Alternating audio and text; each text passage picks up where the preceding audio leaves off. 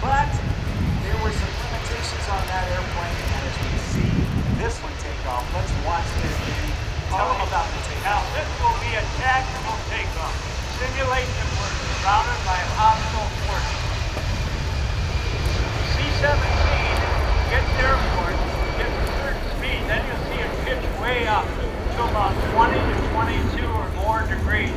Much more than any airliner you'll fly on. They're gaining altitude to get out of rifle range from a hostile area outside of their airport.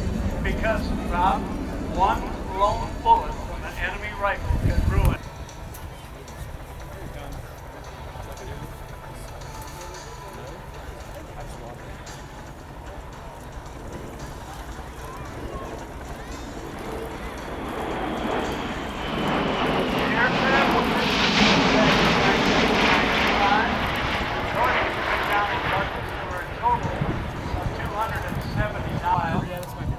And the leading edge slats will also come down. It drastically changes the shape of the wing, doing two things. More drag, yes, but a lot more lift. So let's watch it as it comes through, and it's going to be fairly quiet until they clean it up. This is aerodynamically dirty. This thing will have the gears extended. The leading edge slats and the trailing edge flaps are there. And you look at those flaps and see how they're arranged. It's really a very aircraft. Having flown for the first time in There's one. If we interrupt, there you see the Venetian line. Really in. Like to move in, depending on where you're standing. Change the components on the inside of the aircraft. They have all been positioned approximately at neck height. Control the airplane. It is very advanced for its time, and it allows the pilots to have an added safety measure times 3, actually.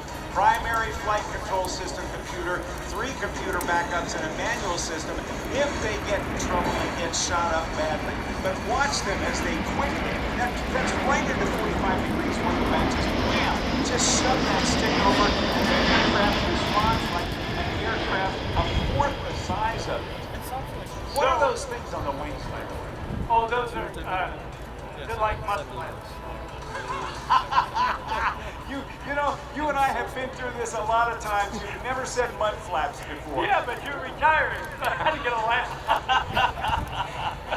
Oh, no. Tell me, okay, ladies and gentlemen, before I let Clisham talk more, on the edges of the wings, there are things that you may have seen on an airliner. They are called winglets. They stick up into the air a little bit.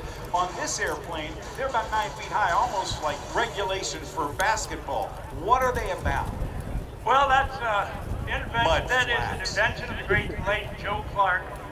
They are called winglets, and they are very effective. They have been retrofitted on corporate aircraft. They have been fitted on airliners, like Rob said, and on modern military aircraft.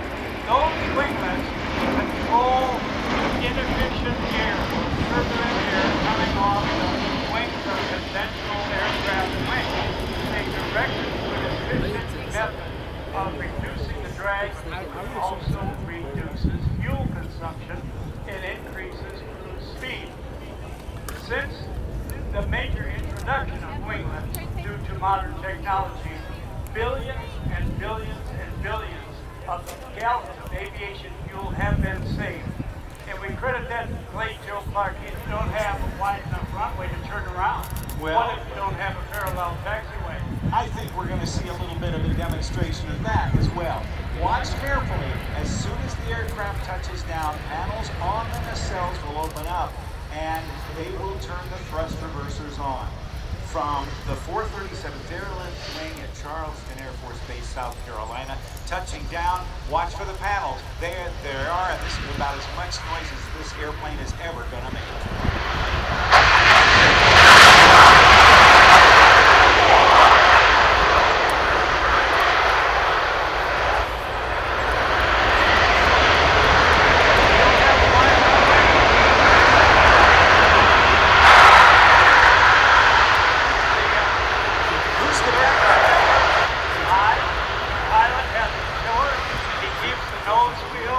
right on the center line as best as possible.